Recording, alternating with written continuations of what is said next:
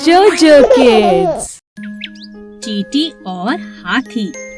रानी चींटी बहुत मेहनती थी। सभी चींटियां रानी चींटी की बात को मानती थीं। मिलजुल कर वे अपना घर बना रही थीं। उसी जंगल में अप्पू नाम का एक हाथी भी रहता था, जो बहुत शैतान था।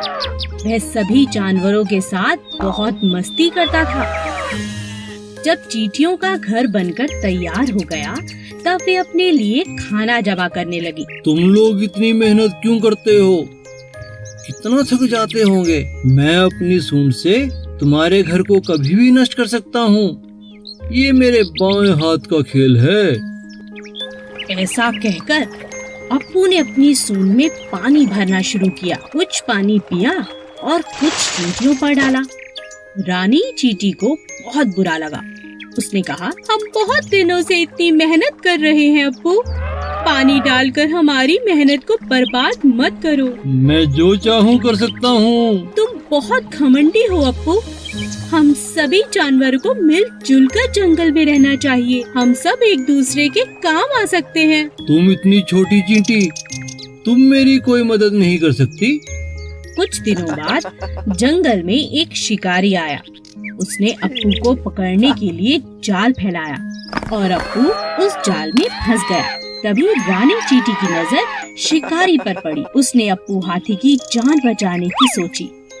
वह अप्पू के पास गई और बोली, अप्पू दोस्त, घबराओ नहीं। मेरा दोस्त चूहा तुम्हारा जाल काट देगा और इस शिकारी को तो मैं मजा चखाती हूँ। सभी चींटियां शिकारी के पास गईं और उसे जगह जगह काटने लगी। शिकारी डर से तिलमिला उठा और जंगल छोड़कर भाग गया।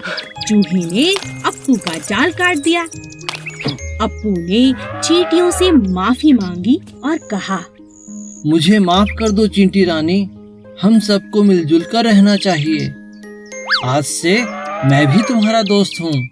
एक घने जंगल में एक पेड़ पर कालू कौवा अपना घोंसला बनाकर रहता था। उसी पेड़ के नीचे एक सांप का बिल था।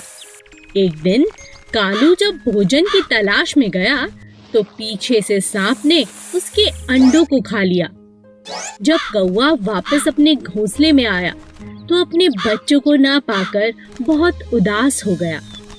कौवे को सांप पर शक भी हुआ और उसने फिर सांप से पूछा, भाई साहब, क्या तुमने किसी को मेरे घोंसले की तरफ आते देखा? किसी ने मेरे अंडों को खा लिया है? नहीं नहीं, मैंने किसी को नहीं देखा। मुझे नहीं पता तुम्हारे अंडे किसने खाए। कुछ समय बाद फिर से ऐसा ही हुआ, पर इस बार कौवे ने सांप को अपने अंडे खाते हुए पकड़ लिया। अच्छा, अब समझ आया, तुम ही मेरे अंडों को खा जाते हो। मुझे तुम पर पहले ही शक था। तुम्हारी इतनी हिम्मत कैसे हुई? मेरे अंडों को खा गए। मुझे भूख लगी थी, इसीलिए मैंने तुम्हारे अंडों को खा लिया।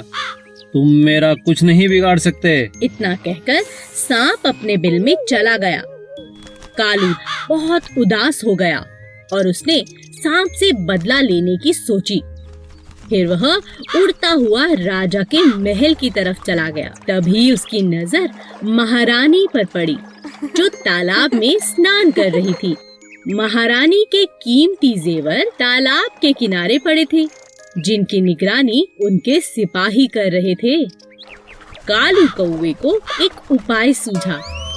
वह एक लंबा सा हार अपनी चोंच में फंसाकर उड़ने लगा।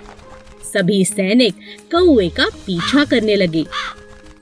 कालू ने चालाकी से उस हार को सांप के बिल में डाल दिया। जब सैनिकों ने बिल में डंडा मारा, तब बाहर निकला सांप, जिसके गले में महारानी का हार था। सैनिकों ने पीट पीट कर सांप को जान से मार दिया और हार ले लिया। इसी तरह कालू कौवे ने सांप से अपना बदला ले लिया। एक जंगल में एक बहुत ही खतरनाक शेर रहता था।